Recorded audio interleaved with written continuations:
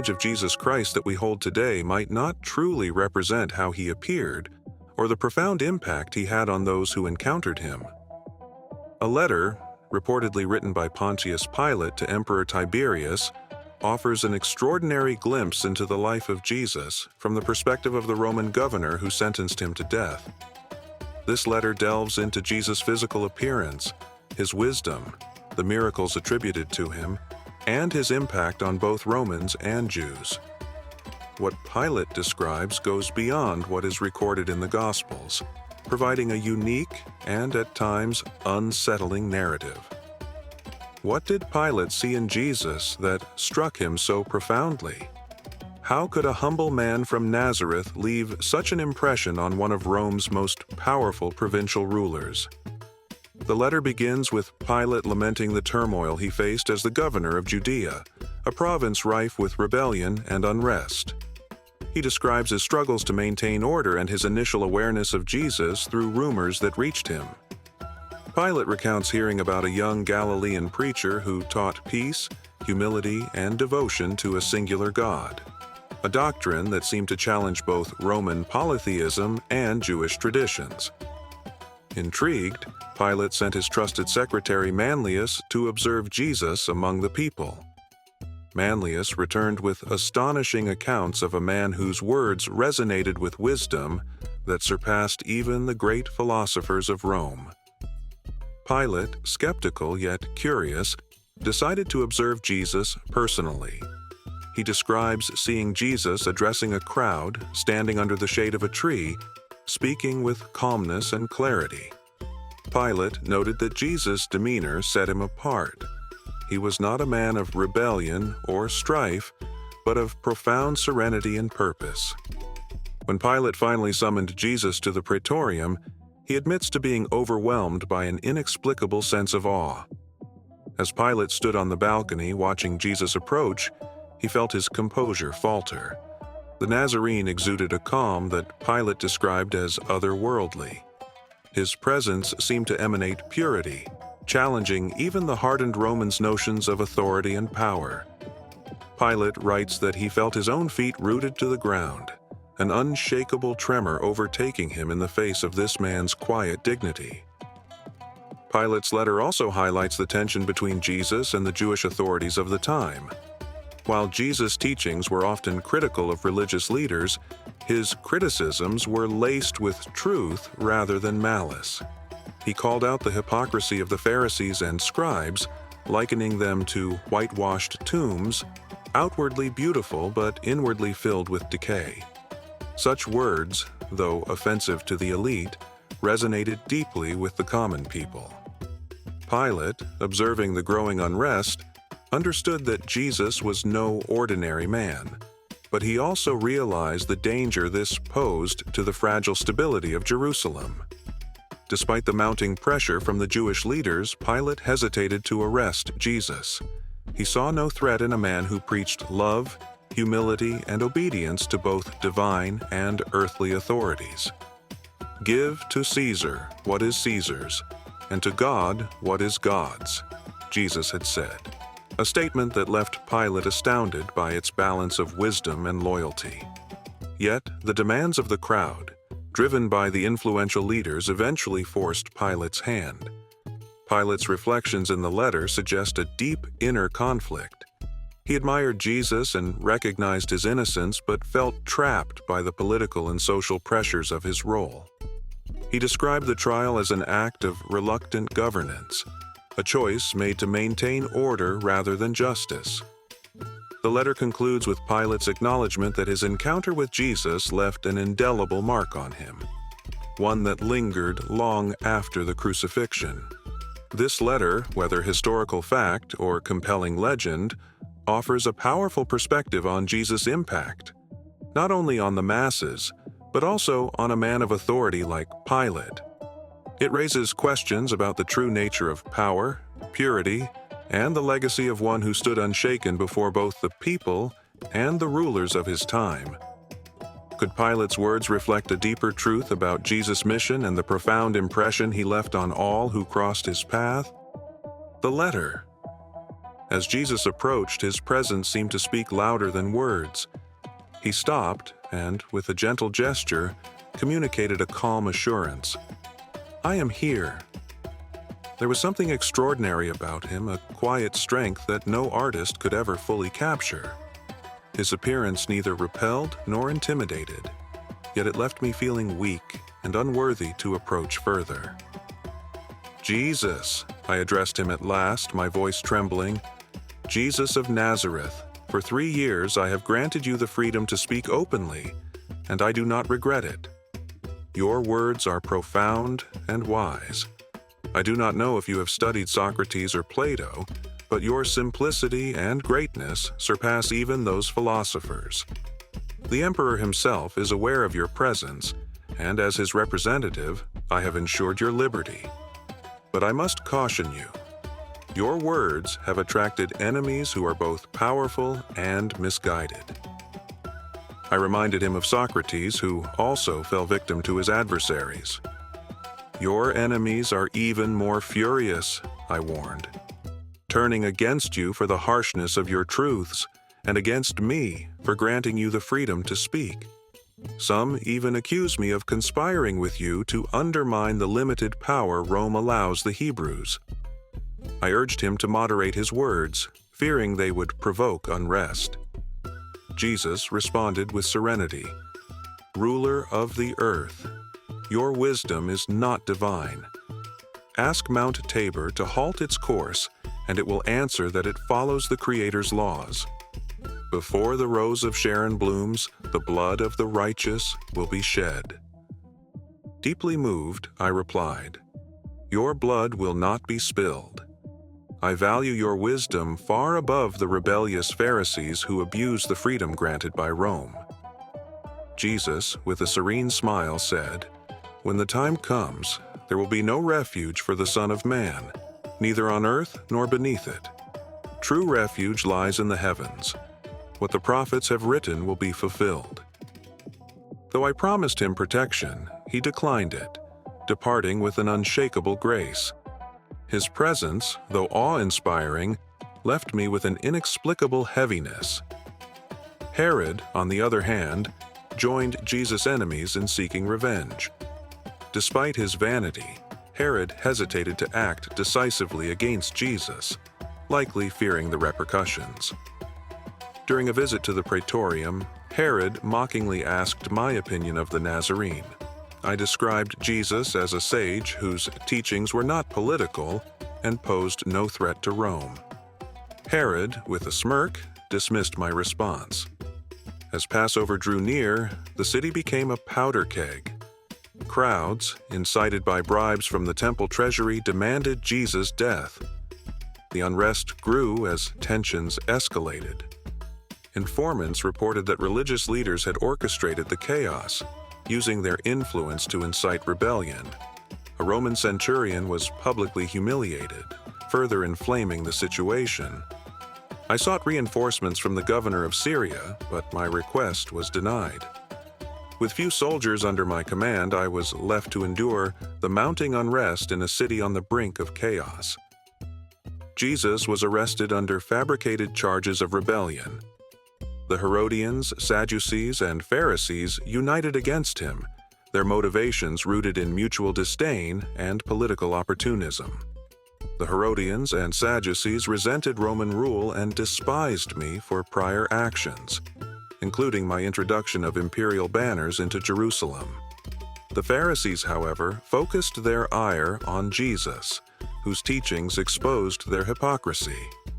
His words, which exalted humility and condemned pride, made him an easy target for their schemes. A prior conflict regarding the temple treasury added fuel to the fire. My suggestion to use a portion of its funds for public works was met with outrage from the Pharisees. Their resentment, combined with the unruly nature of the populace, created a volatile situation. Jesus was brought before the high priest and condemned to death, a decision that weighed heavily on me. I could not escape the feeling that this man's presence and his fate would leave an indelible mark on history and my own soul. At that moment, Caiaphas, the high priest, feigned submission and sent Jesus to me, requesting that I confirm the sentence and oversee the execution. Recognizing that Jesus was Galilean, I redirected the matter to Herod, as jurisdiction demanded. However, Herod, with mock humility, returned the case to me, thrusting the entire responsibility back into my hands. Quickly, my palace turned into a fortress under siege. The crowds, growing rapidly, filled Jerusalem as if all of Judea had descended upon the city. Among them, a Gallic seer prostrated herself at my feet, pleading, "Do not harm this man. He is sacred. Last night I saw him in a vision walking on water and soaring on the wind. He spoke of Mount Catherine bathed in blood and statues of Caesar shedding tears, while the morning sun rose shrouded in mourning. Heed your wife's warnings, or great misfortune will befall you. Fear the wrath of the Roman Senate and the thrones of Caesar." Her words unnerved me, yet the cries of the mob outside intensified. The crowd brought Jesus back to me, their chants shaking the marble steps of the praetorium. "What crime has this man committed?" I asked. They responded with accusations. He blasphemed, prophesied the destruction of the temple, and declared himself the Son of God, the Messiah, the King of the Jews. I countered that Roman law did not condemn a man to death for such charges, but the chants of crucify him," echoed louder than reason. Only Jesus stood calm amidst the chaos. Desperate to spare him, I proposed releasing a prisoner, as was customary during the festival, and suggested Jesus. Yet the crowd roared for his crucifixion. I reminded them of their own laws, pointing out that no execution could proceed without fasting, a Sanhedrin review, and public proclamation seeking defense for the accused. My words fell on deaf ears.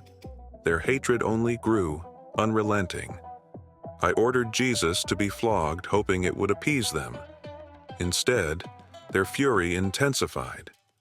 Resigned, I called for a basin of water and, before the frenzied masses, washed my hands, declaring, "I find no guilt in this man." But my absolution meant nothing to them. Jesus' fate was sealed. As the city spiraled into madness, I witnessed a scene unmatched in its ferocity. The crowd, a chaotic force of fury and despair, surged from the praetorium to Mount Zion in a whirlwind of cries and shouts. The atmosphere darkened, the day resembling the somber twilight of Julius Caesar's death. It was, fittingly, the Ides of March. I retreated to the basilica's corner, watching as the innocent Nazarene was led to his death. Jerusalem emptied as its people followed the grim procession to Calvary. The city felt hollow, a vessel drained of its lifeblood. Desolation hung thick in the air, and I stood burdened by a weight beyond comprehension. From afar, the sounds of Golgotha's anguish reached me. The cries seemed to pierce the heavens, accompanied by dark clouds that cloaked the city in a shroud of grief. The earth trembled with a violent quake, shaking Lower Egypt and filling all with terror. Some claimed that the Creator himself suffered, while others believed the universe was collapsing. In the aftermath of the quake, reports surfaced of strange phenomena. Statues wept, and Balthazar, a learned Jew from Antioch and a confidant of Jesus, was found dead, his demise attributed either to the tremors or to overwhelming sorrow. As night approached, I ventured into the city, cloaked against the chill, and made my way to Golgotha. The sacrifice was complete. The crowd, subdued and guilt-ridden, began to disperse. Even my small Roman entourage passed by silently, their demeanor shaken. The standard-bearer had draped the eagle in mourning cloth, a gesture steeped in symbolism. Among the murmurs of Jewish soldiers and whispers of miracles, I felt the gravity of the moment. Groups of people lingered, their gazes fixed on Mount Calvary, as if awaiting a sign that would explain the unexplainable. I returned to the praetorium with a heavy heart, climbing the steps still marked by the blood of the Nazarene. In the midst of this sorrow, I encountered an elderly man kneeling in prayer, surrounded by Roman soldiers with tears in their eyes. The sight of the old man's profound grief moved me deeply. As he fell at my feet, sobbing uncontrollably, my heart, already burdened with the weight of the day's events, broke further. We wept together, and it seemed as if the grief of everyone present spilled over into silent tears. The man finally spoke, introducing himself as Joseph of Arimathea. He pleaded for permission to bury Jesus. Without hesitation, I granted his request and instructed Melius to accompany Joseph with soldiers to ensure the body's safety. Joseph's devotion struck a chord with me, as did the unwavering calm of Jesus in his final moments. It was a serenity that still haunted me. Days later, chaos erupted when news spread that the tomb was empty. The disciples proclaimed that Jesus had risen as he had foretold. The commotion surrounding this event rivaled that of his crucifixion. Determined to uncover the truth, I ordered a thorough investigation. A priest approached me shortly after the burial, expressing concern that the disciples might steal Jesus' body to fabricate a resurrection. Acting on this, I instructed Marcus, my trusted captain, to assign Jewish soldiers to guard the tomb, shifting the responsibility away from Rome. Marcus delegated the task to Lieutenant Ben Esham, who stationed 100 soldiers at the site. Yet, despite these precautions, the tomb was found empty. When questioned, Esham described an event that defied understanding. Around the fourth watch, a radiant light appeared above the tomb. Initially, he thought women had come to embalm the body, but the brilliance of the light made him doubt this. He witnessed an ethereal scene, figures in burial shrouds appearing youthful and joyful, accompanied by celestial music that seemed to fill the heavens. The earth trembled violently, and Esham, overcome by the moment, fainted. He awoke face down on the ground, disoriented and terrified. Esham recounted how priests later approached him, offering money to claim that the guards had fallen asleep and that the disciples had stolen the body. He refused, insisting on the truth of what he witnessed. According to Esham, some priests believed Jesus was more than a man, potentially a divine figure who had appeared in different forms throughout history, from Abraham's time to the present. These extraordinary claims aligned with the many miracles attributed to Jesus. He healed the sick, calmed storms, raised the dead, and transformed water into wine. Witnesses from all walks of life attested to his deeds, both friends and adversaries. Such acts, performed in plain sight, left little doubt about the uniqueness of this man.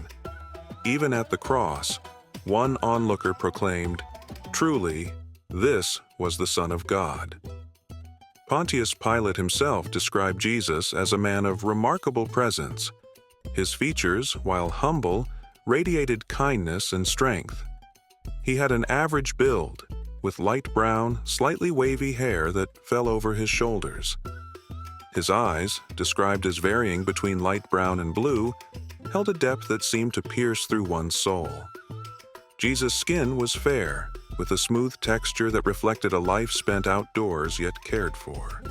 His face conveyed a balance of authority and compassion, drawing people to him without intimidation. A neatly kept beard added maturity to his appearance, while his simple attire reflected his humility.